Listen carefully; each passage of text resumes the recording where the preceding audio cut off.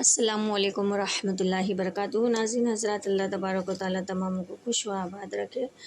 کہ ناظرین حضرات، ہمارے پاس SMS آیا تھا کہ طلاق بلا وجہ کی عورت کو طلاق دینا جائز ہے یا نہیں۔ تو ناظرین حضرات دیکھیے، جان لیتے ہیں کہ بلا ضرورت عورت کو طلاق دینا جائز نہیں ہے۔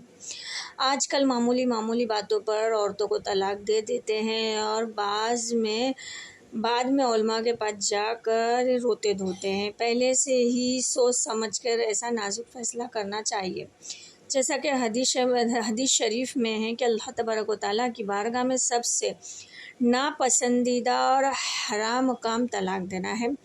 کہ دیکھیے، طلاق دینے کی بھی کچھ صورتیں ہیں اور کیوں دینی چاہیے اور کس لیے نہیں دینی چاہیے۔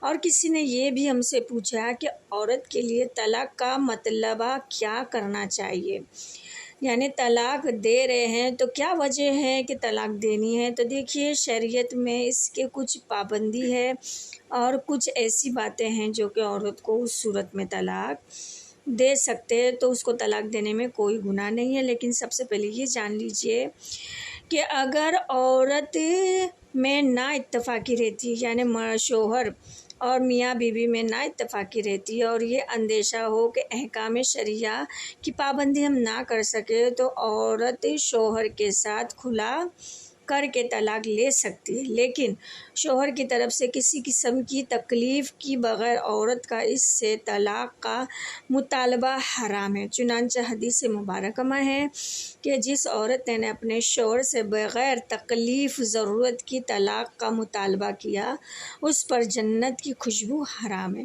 جو کہ آج کل عورتوں میں اعلیٰ قسم کا کھانا نہ ملنے پر، میک اپ کا سامان نہ ملنے پر، رشتہ داروں کے ہاں جانے کی اجازت نہ ملنے پر اور گھر میں زیادہ کمرے نہ ملنے کے باوجود علیحدہ گھر لینے کا مطالبہ پورا کرنا ہونے پر اور اسی قسم کے دیگر معمولی باتوں پر آج کل کی عورتیں طلاق کا مطالبہ کرتی، یعنی طلاق مانگتی ہے، تو جان لیجئے کہ یہ سراسر گناہ ہے، ناجائز ہے اور ایسی عورتیں وعید کی مستحق نہیں ہوتی۔ اور ایسے ہی وہ ماں باپ اور بھائی بہن اور دیگر رشتہ دار جو کہ مذکورہ وجوہات کے بنا پر طلاق لینے پر ابھارتے ہیں اور شوہر کو دھمکاتے ہیں اور اس سے طلاق کا مطالبہ کرواتے ہیں اور عورت کو زبراً میکے میں بٹھا دیتے ہیں، وہ سب بھی اس گناہ اور وعیدوں میں شریک ہے، یعنی بہت زیادہ گناہ گار ہوتے ہیں۔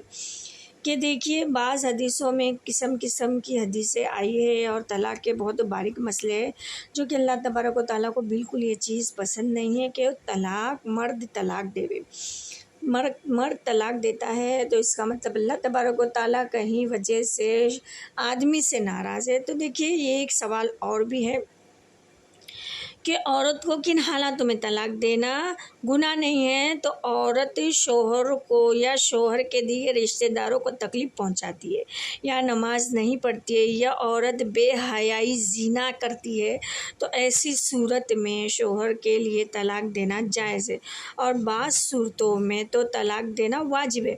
مثلاً شوہر نامرد ہے یا ہجڑا ہے یا اس پر کسی نے جادو یا عمل کر دیا ہے، وہ جمع پر قادر نہیں ہے اور اس کے ازالے میں بھی کوئی صورت نظر نہیں آتی، تو ان سب صورتوں میں طلاق دینا واجب ہے، جبکہ عورت ساتھ رہنے پر بھی راضی نہ ہو۔ دیکھیں ناظرین حضرات، طلاق دینے کے بہت سارے مسئلے اور اس کے نقصانات بھی ہیں کہ جیسا کہ کیا عورت بھی جذبات اور کورٹ میں جا کے طلاق لے سکتی ہے، ایسے بھی سوالات آتے ہیں۔